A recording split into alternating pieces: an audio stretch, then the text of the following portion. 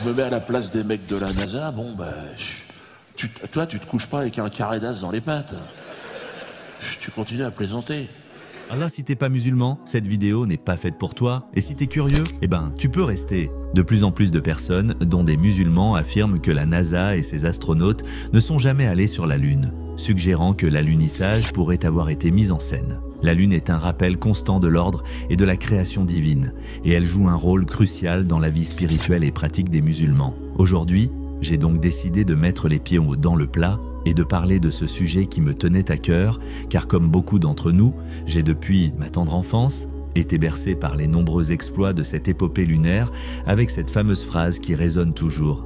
C'est un petit pas pour l'homme, mais un bond de géant pour l'humanité. Alors, petit retour en arrière, en 1969, la mission Apollo 11 a marqué un moment historique. Cependant, des décennies plus tard, des doutes persistent quant à l'authenticité de cet événement.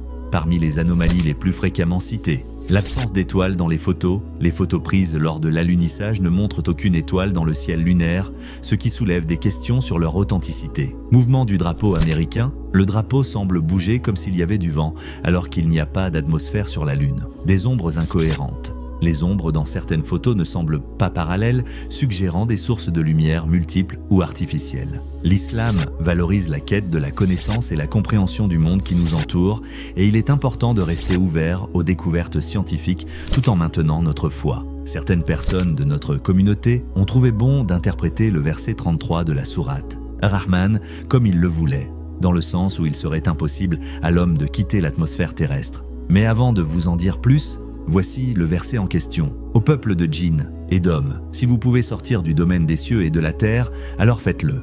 Mais vous ne pourrez en sortir qu'à l'aide d'un pouvoir illimité. Cette interprétation pourrait être utilisée pour soutenir l'idée que l'homme n'a pas les moyens intrinsèques de voyager dans l'espace sans intervention divine. Or, ce verset concerne le jour de la résurrection, lorsqu'Allah subhanahu wa ta'ala rassemblera les humains et les djinns, afin de nous avertir que ce jour-là, il n'y aura aucune issue pour sortir du domaine des cieux et de la terre, si ce n'est par la miséricorde d'Allah.